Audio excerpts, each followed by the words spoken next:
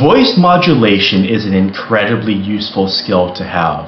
Notice how I can go from a very deep and rich sort of bassy tone, like a movie announcer in a world like that, to where as a voice actor, which I am not quite yet, someday I hope to be though, but for the sake of expressivity, just like within yourself, if you're creative, you can convince others externally because the voice is your natural instrument. I also play piano, synthesizer, I play drums and hand percussion.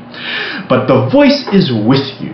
And when you are convincing other people, when you are making a sales pitch, when you are doing a motivational speech, all these sorts of things, whether you are the president of the United States like Barack Obama, or if you're on the flip side, a horrible authoritarian dictator, nonetheless, it always helps. It cannot hurt to be a wonderful orator and to have that commanding skill and grasp of the English language, or another language if you speak it, or songs if you sing those, and this all applies.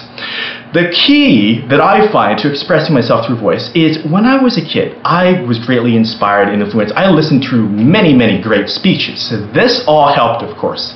And beyond that, I just love to compare all these sorts of delivery styles of various comedians. For example, Rodney Dangerfield was a fantastic example. Oh, you don't get no respect. I misquoted that, but that's not the point. The point is, you listen to all these cadences, all these timbres of human beings, people who have squealy, shrill voices, people who have very deep and commanding voices. You call upon all of those. And like Sylar from the show Heroes, well, I'm not calling on you to cut open people's heads and take their powers that way, but through your sort of empathy of vox. I'm looking for a Latin word which I do not know, but you focus on imitating that. It's just like when we're young. We all must imitate before innovating. We must listen to how our parents speak, and by definition, I think a lot of what we learn when we're young is so fundamental. We pick that up, and then we have friends, and then we listen to our friends speak. We have slang, we have street language, we have all those sorts of new terminologies. When you go into work, you're going to learn